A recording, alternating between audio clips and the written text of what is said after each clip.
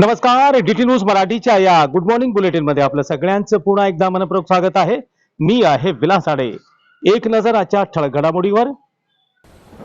कधी काळी जिल्हा परिषदेच्या शाळेमध्ये शिकणं म्हणजे गौरवाचा आणि अभिमानाचा हा विषय होता।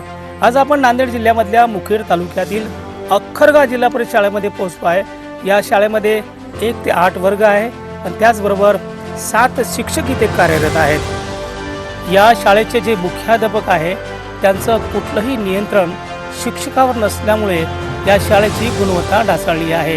या शाळेमध्ये ऊसतोड कामगार, गोरगरीब 18 पगड जातीचे विद्यार्थी शिक्षण घेतात। या शाळेच्या संदर्भाने तक्रार करणाऱ्या व्यक्तीला जीवे मारण्याची धमकी देण्यात येत आहे अशी माहिती मिळत आहे।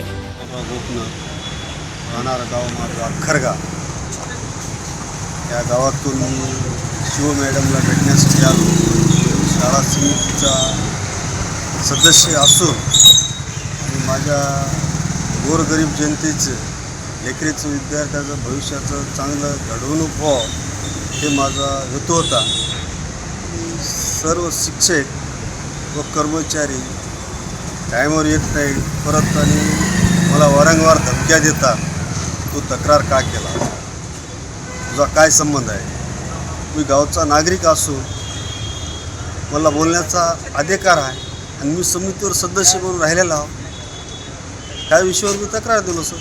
कुणाकडे तक्रार दिली? शिव मॅडमकडे दिलो। मग काय चौकशी झाली? ती चौकशी सुरूच आहे आपली। शाळेतील गुणवत्ता वाढावी यासाठी काय प्रयत्न व्हायला पाहिजे?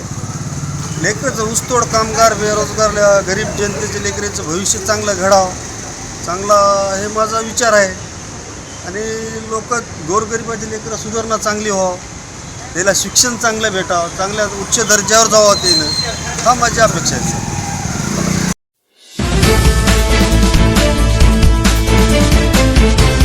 नाही का शाळेवर व्यवस्थित येत नाहीत आणि गावामध्ये राजकारणाची पातळी जास्त वाढवण्यात आलेली आहे।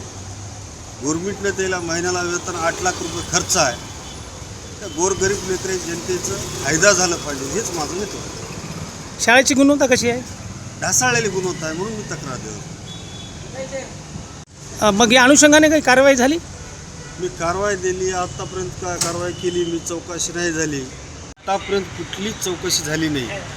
हे काय चाललं पूर्ण हे स्टॉपचं काय मिळून मिसळून संगम आहे का, हा माझा हेतू आहे। चौकशी तात्काळ झाली पाहिजे। न झाल्यास मी आमरण उपोषणाला बसणार। मुख्याध्यापक कोण आहेत?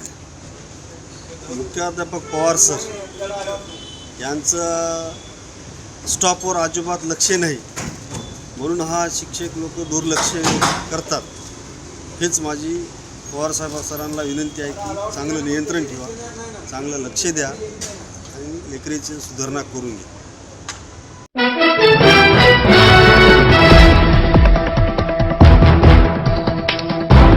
हे आहे DTV न्यूज नेटवर्क आणि आपण बघत आहात DT न्यूज मराठी।